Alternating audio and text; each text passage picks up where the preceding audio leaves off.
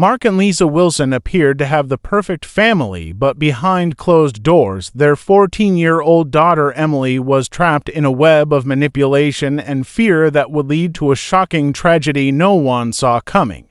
On the outside, the Wilson family seemed perfect. They lived in a quiet suburban neighborhood where the lawns were neatly trimmed and the houses painted in soft pastel colors. Neighbors waved from their porches, and the occasional sound of children playing drifted through the streets. Mark Wilson, the father, was a successful businessman with a commanding presence. He wore tailored suits, drove a sleek black SUV, and carried himself with a kind of confidence that made people assume his life was orderly and happy. His new wife, Lisa, had a similar charm, always smiling at community events and appearing to be a devoted stepmother. Their 14-year-old daughter, Emily, fit the image of a perfect teenager. She was intelligent, creative, and carried herself with a quiet grace that made her popular at school.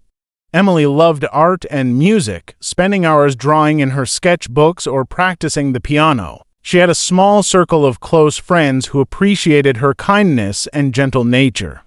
Her teachers often commented on her potential and encouraged her to pursue her talents. On the surface, it seemed like nothing could disrupt the calm, orderly life of the Wilsons. Visitors to the home saw a family laughing together over dinner, attending soccer games, and taking weekend trips to the park. But behind closed doors, things were different. The tension in the household began subtly. Lisa, despite her cheerful appearance, had a controlling side that she hid well. She believed in appearances above all else, constantly emphasizing how important it was to look right and fit the ideal. She directed these expectations at Emily in ways that were almost invisible at first. A comment about her hair being messy or a casual suggestion that her clothes weren't too flattering could chip away at Emily's confidence over time. Emily, naturally shy and eager to please, began internalizing these criticisms. She felt as though nothing she did was ever enough, and her once bright spirit began to dim.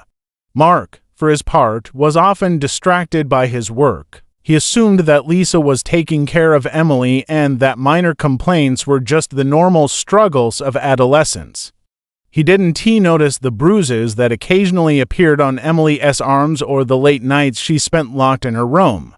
When she started skipping school, he blamed her mood swings on typical teenage rebellion rather than sensing something more dangerous. The small signs that could have revealed the growing crisis were overlooked, dismissed as trivial, or rationalized as normal. Emily's anxiety began to show in more visible ways. She became withdrawn, hesitant to speak, and often avoided interactions she once enjoyed. Her drawings, which had once been full of life and color, became darker and more chaotic, reflecting her inner turmoil. At school, teachers noticed she seemed distracted, but her friends assumed she was just stressed from regular teenage pressures. Few realized that the tension at home was escalating toward something far more serious.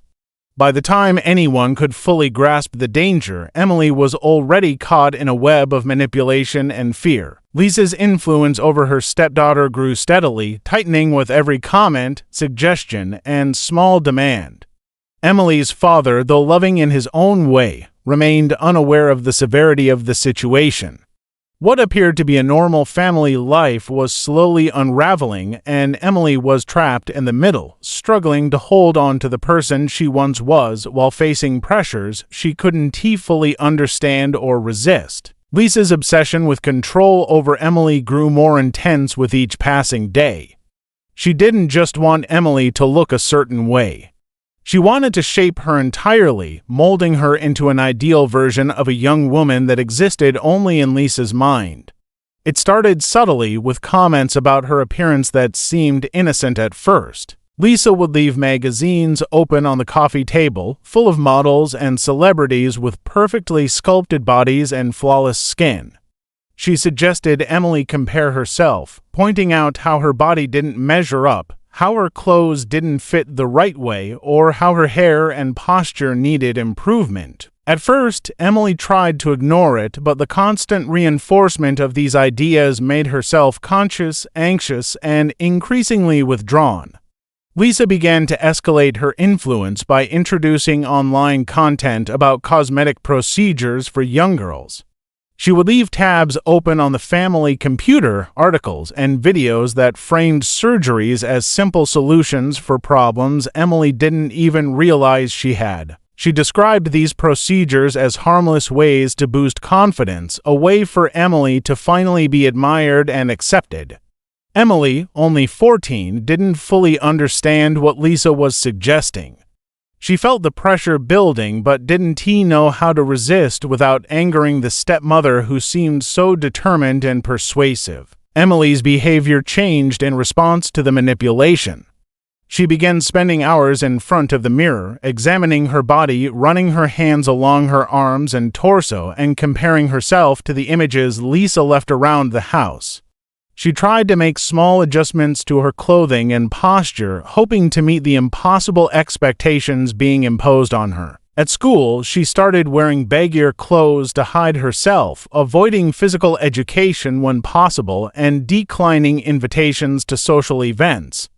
Her friends noticed her growing isolation but didn't know how to break through the tension at home. Lisa's next step was subtle but alarming. She planted the idea of a secret surgery, something Emily was too young to consent to legally but could be convinced to consider if presented carefully. Lisa framed it as a private, harmless choice, something Emily would secretly do for her own benefit without anyone else knowing. She spoke in a calm, persuasive tone, emphasizing trust and loyalty, suggesting that Emily's father wouldn't understand or approve. Emily, feeling trapped between obedience and fear, began to consider it. The seed of a dangerous decision had been planted, nurtured by manipulation, fear, and a lack of guidance. Mark, Emily's father, remained largely unaware. He noticed that Emily was quieter, less cheerful, but assumed it was typical teenage moodiness or stress from school. He trusted Lisa to guide and protect his daughter and didn't question her influence or the materials she was leaving around the house. The small warning signs, Emily's late nights, and explained anxiety, the secrecy growing around her daily routine, were all brushed aside in favor of believing the family appeared normal. Meanwhile, Emily's fear of disappointing Lisa kept her from confiding in anyone. By the time the idea of the secret procedure became more than a suggestion, Emily was already psychologically isolated. She felt that compliance was the only way to maintain any semblance of safety and acceptance at home. The control Lisa exerted had reached a point where Emily's judgment was clouded by fear and manipulation, leaving her vulnerable to decisions that no child should ever have to face. The stage was set for a tragedy that would unfold in the shadows of a seemingly perfect family life. Late one night, Emily vanished from the Wilson home. Her absence was first noticed when she didn't come down for dinner, and then when she failed to respond to calls from her father and stepmother. Panic set in immediately. Mark searched the house and the backyard, calling her name repeatedly, while Lisa appeared distressed, pacing the rooms and wringing her hands. Neighbors were alerted, and within hours, the quiet suburban streets were filled with flashing police lights and officers canvassing the area. The neighborhood, once calm and orderly, was now tense and uneasy, with families watching from windows and whispers spreading about the missing girl. It wasn't too long before Emily's body was discovered in a secluded area near the woods behind their house. The discovery shocked the entire community. Police cordoned off the area, and the coroner arrived to examine the scene. The report revealed a chilling truth. Emily had undergone a dangerous, unsupervised procedure at home. The attempt had gone horribly wrong, leading to injuries that were impossible for a child of her age to survive. What began as a private, hidden idea had escalated into a fatal reality. The quiet, seemingly safe home had become the scene of a tragedy that no one could have predicted. Investigators quickly focused on Lisa and Mark. It became clear that Lisa had orchestrated the procedure, guiding Emily through it without any medical supervision. Evidence was uncovered that painted a disturbing picture of premeditation and manipulation. Online searches for cosmetic procedures targeting minors were discovered on the family computer. Hidden payments to unlicensed practitioners and carefully deleted messages pointed to a plan that had been carefully concealed from everyone except those directly involved. Emily's diary, recovered from her room, revealed the depth of fear and confusion she had experienced in the weeks leading up to the incident. She had written about pressure from her stepmother, fear of disappointing her father, and a desperate wish for the situation to end safely, none of which came true. Mark's role was also scrutinized. While he had not performed the procedure himself, investigators noted that he had ignored repeated warning signs. Emily's absences from school, unexplained bruises, and growing isolation had all been observed by him, but he dismissed them as typical teenage behavior. Evidence suggested he had even enabled Lisa by leaving her in control of Emily's day-to-day activities, believing her stepmother had the child's best interests at heart. The law considered whether his inaction contributed directly to Emily's death, and the community struggled to comprehend how father could be so unaware of the danger in his own home. As the investigation unfolded, more unsettling details emerged. Friends and family described Emily as a vibrant, creative girl who had been slowly stripped of her confidence by the manipulations of someone she trusted. Witnesses recounted small but consistent signs: Emily avoiding mirrors, spending hours alone, and reacting with fear when asked about her stepmother's comments. Each piece of evidence painted a picture of a household where control and fear had replaced love and safety, where a young girl had been pushed toward a tragic choice by those meant to protect her. The case quickly became the focus of national attention. News outlets reported on the hidden dangers of emotional manipulation, the risks of unsupervised cosmetic procedures, and the responsibilities of parents to intervene. Emily's death was not only a personal tragedy, but also a stark warning to communities everywhere. Danger can hide behind the most ordinary facades, and the consequences of inaction can be devastating. The courtroom was tense as details of Emily's life and death were laid bare for all to see. The prosecution painted a disturbing picture of manipulation and neglect, showing how Lisa had systematically pressured Emily into believing that a dangerous procedure was necessary and even desirable. Every detail, from the hidden online searches to the financial transactions, demonstrated that Lisa had planned the events carefully, masking her control behind a facade of concern. Evidence from Emily's diary revealed the emotional torment she endured, documenting fears and pleas for help that went unheard. The entries portrayed a girl who felt trapped, terrified of disappointing her stepmother, and confused about what was happening to her own body. The words, simple yet haunting, gave the courtroom a window into the mind of someone only 14, facing decisions no child should ever confront. Mark Wilson's role was scrutinized with equal intensity. Witnesses testified about Emily's withdrawal and increasing anxiety, describing behavior that should have alerted any parent to serious danger.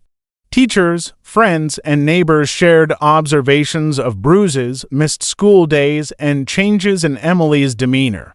Yet Mark's inattention and trust in Lisa allowed the situation to escalate. Prosecutors argued that his inaction had contributed to the tragedy, painting a picture of a father who had ignored repeated warning signs in favor of maintaining the illusion of a perfect family. Every overlooked detail added weight to the case, showing that negligence, even when unintentional, could have fatal consequences. The defense tried to frame Lisa's actions as misguided attempts to help Emily, emphasizing that she had not intended to cause harm. They argued that Mark had been unaware of the procedure's extent and that Emily's death was an unforeseen accident.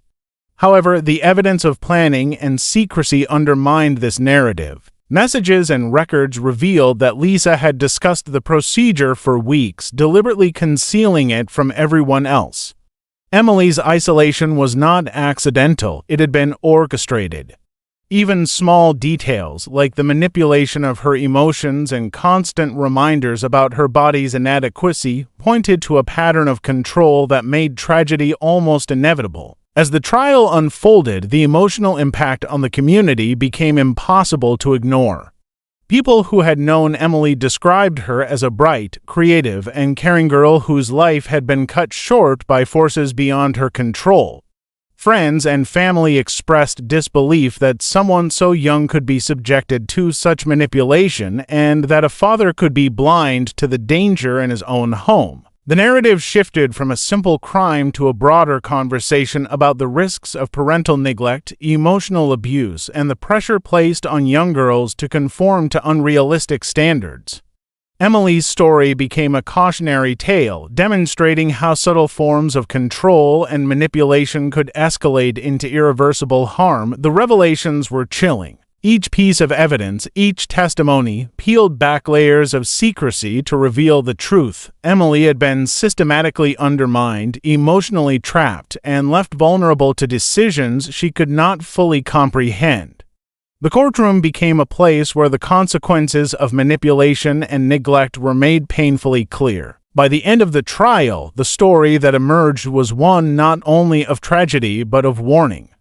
It was a story of a family that appeared perfect yet concealed deep dysfunction, showing how dangerous and irreversible the combination of manipulation, control, and parental inattention could become. The impact lingered long after the proceedings, leaving everyone with a haunting sense of loss and the urgent need to recognize warning signs before it was too late. The verdict in the Wilson case sent shockwaves through the community and beyond. Lisa was found guilty of reckless endangerment and manslaughter, her actions having directly led to Emily's death. The evidence of premeditation and manipulation left little room for doubt, and the judge's words emphasized the severity of controlling and exploiting a child's vulnerability. Mark was convicted of neglect, his failure to act in the face of obvious warning signs contributing to the tragedy. The courtroom was heavy with grief as the sentences were read, and the faces of friends, neighbors, and family reflected the collective heartbreak of a life lost far too early. In the aftermath, the neighborhood struggled to process the shock. The Wilson home, once a symbol of suburban normalcy, became a reminder of how appearances could deceive. Families whispered about what signs they might have missed, questioning their own awareness of the children in their lives. Emily's friends mourned deeply, remembering her as someone who was always kind, creative, and full of promise. Teachers and classmates spoke of her intelligence and gentle nature, noting how she had been slowly overshadowed by fear and manipulation in a home that should have nurtured her. The loss was felt not just personally but collectively, as the community grappled with the idea that such tragedy could occur so close to home. The case also sparked national conversations. Experts in child psychology and social services emphasized the dangers of emotional manipulation, particularly when combined with parental neglect. Emily's death became a cautionary example of how even small, persistent pressures and hidden manipulations could escalate into life-threatening situations. Articles and news segments highlighted the importance of listening to children, recognizing signs of anxiety and isolation, and intervening when a child shows fear of authority figures, even within their own family.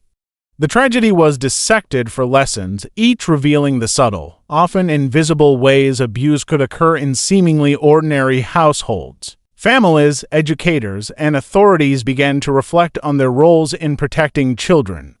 Programs aimed at awareness of emotional manipulation and mental health in teenagers gained attention, with counselors emphasizing open communication and early intervention. Emily's story, though heartbreaking, became a point of reference for advocacy and education, showing how critical it was to pay attention to changes in a child's behavior, emotional state, and self-perception. The emphasis shifted from blame alone to understanding patterns that could prevent similar tragedies in other homes.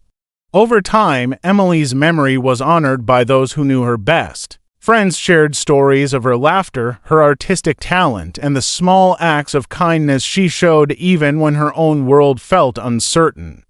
Community memorials remembered her as more than a victim. She was a creative, thoughtful, and loving young girl whose life was stolen by forces she could not control.